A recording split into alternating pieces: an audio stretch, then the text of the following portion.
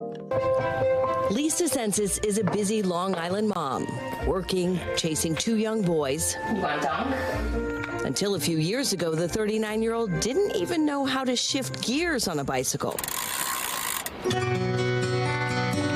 So it's quite a story that got her here, to the windswept Scottish countryside, about to take on the world's best cyclists. I would have never put my name with the word athlete in any sentence whatsoever growing up.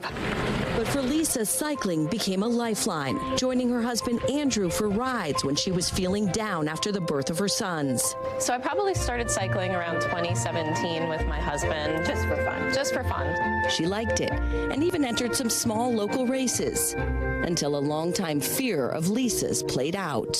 Every woman in my immediate line has been affected by breast cancer. She had no known genetic variant, but started finding masses in her own breasts.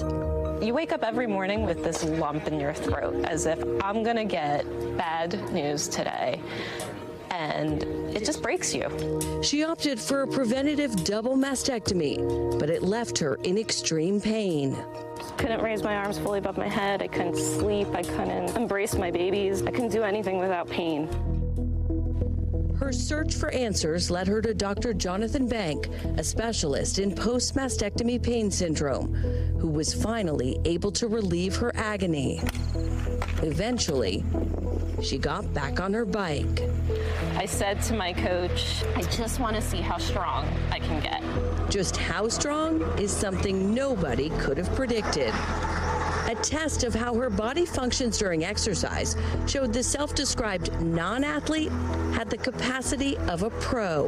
Lisa Sensis of Montauk, New York, 57. She started winning, and winning, quickly becoming national champion for 35 to 39-year-olds. Dr. Banks, so moved by her story, he started filming a documentary about her recovery. I was just a woman who got on her bike and happened to be strong.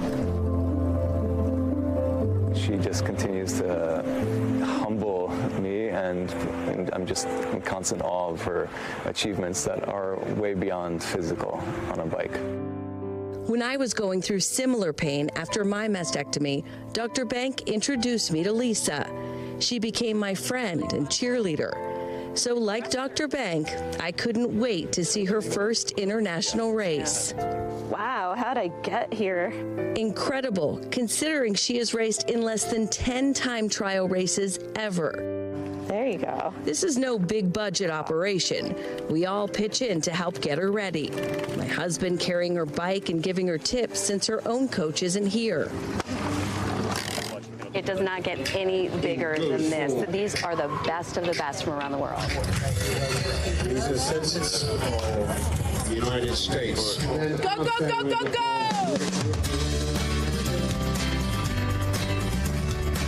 Over 35 minutes, the racers push themselves to the limit.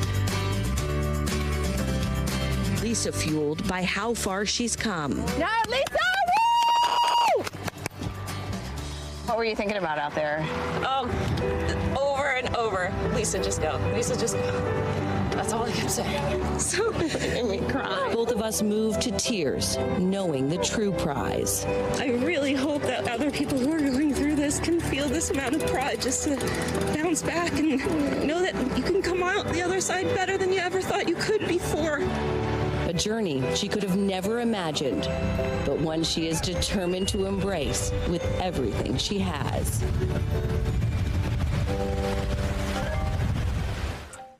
Kristen Dahlgren is joining us now.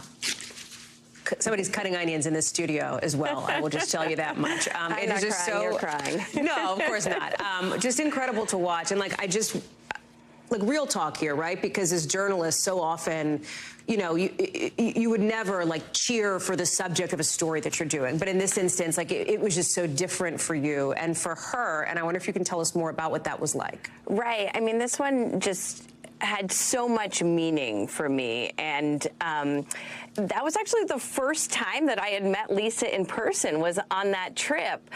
But we had just connected, and I met her really at a low point for me. You know, it was 3 years after my mastectomy, and I still had all of this pain and discomfort and was just so uncomfortable all the time and so discouraged.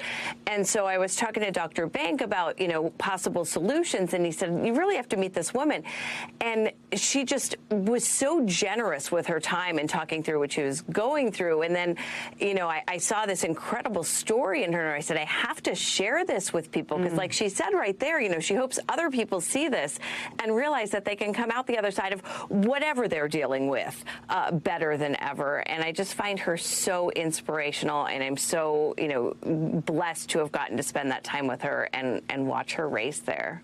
What was it like seeing her for the first time in person after all those conversations? Yeah, you know, you talk about really intimate things with someone, and I think, look, this is a club that nobody wants to belong to, this breast cancer survivor club, and yet the generosity of people that are willing to spend, you know, hours on the phone with you talking to you about some really intimate things is just, it continues to blow my mind away. So I was so happy to see her there and see her thriving, and, you know, her just positivity is infectious, and she realizes, she says she hit rock bottom and she was able to come back. And I think there's a lesson for all of us in that you could just push yourself past what you think you can do.